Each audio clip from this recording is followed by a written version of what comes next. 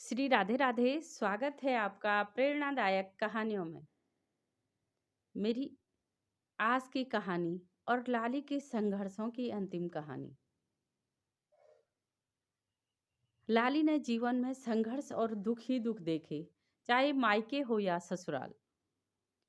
मायके में माँ की लंबी बीमारी और उसके बाद गुजर जाना, फिर अपने भाई बहनों को संभालना, अपने बाबूजी को संभालना। उसके बाद छोटी सी उम्र में शादी हो जाना और पढ़ाई का सपना अधूरा ही रह जाना। शादी के बाद भी लाली ने सोचा खुशियां आएगी, तो खुशियां तो लाली से कोसों दूर थी। 3 महीने बाद ही पति का गुजर जाना और उस दुख को बड़े हौसलों के साथ पार करना। दुख तो पति के जाने का हमेशा ही रहा, पर लाली टूटी नहीं, अंदर अंदर ही अंदर घुटती रही। लाली ने अपने ससुराल वालों को, अपनी ननद को, ससुर जी को और सास जी को बड़े अच्छे से संभाला और साथ ही संभाली आर्थिक स्थिति। इन परिस्थितियों को कई साल बाद पार करने के बाद अपनी ननद की शादी कराना, ससुर जी को दुकान में हौसला देकर बैठाना, खुद की पढ़ाई जारी रखना और पढ़ाई करने के बाद लाली इस मुकाम पर पहुंची कि आज लाली ट्रेनिंग के लिए गई। समय गुजरता गया, ट्रेनिंग पूरी हुई और लाली वापस नौकरी लगने के बाद गांव में आई। लाली अब एक शिक्षिका बन गई थी और प्रेरणा थी पूरे समाज के लिए। एक 18 वर्षीय बालिका की शादी हो जाना और पढ़ाई पूरी न कर पाना, उसके बाद बड़े संघर्षों के बाद भी अपनी पढ़ाई जारी रखना, ये एक प्रेरणा है पूरे समाज के लिए।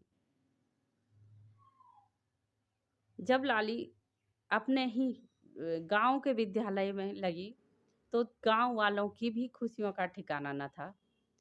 परिवार वाले, मायके हो या ससुराल वाले, सब बहुत खुश थे।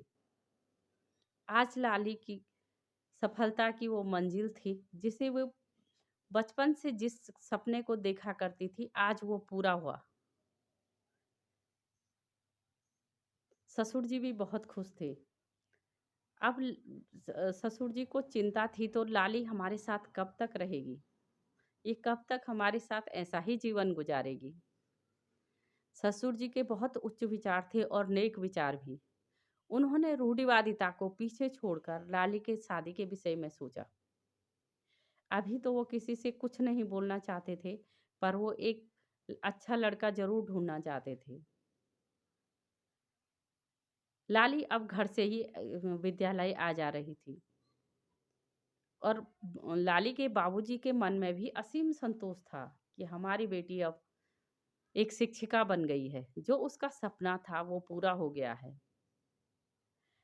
कुछ समय बाद बाबूजी ने सोचा, अब मैं लाली से इस विषय में बात करूंगा और साथ में लाली के बाबूजी से भी कहूंगा कि लाली को मैं अपने हाथों से कन्या दान करूंगा। मेरी भी वो बेटी है और हमारे साथ कब तक रहेगी, उसका अपना खुद का भी जीवन है। अपने उच्च विचारों के साथ ससुर जी ने कुछ समय बाद लाली को बोलने की ठानी और लाली के बाबूजी को भी।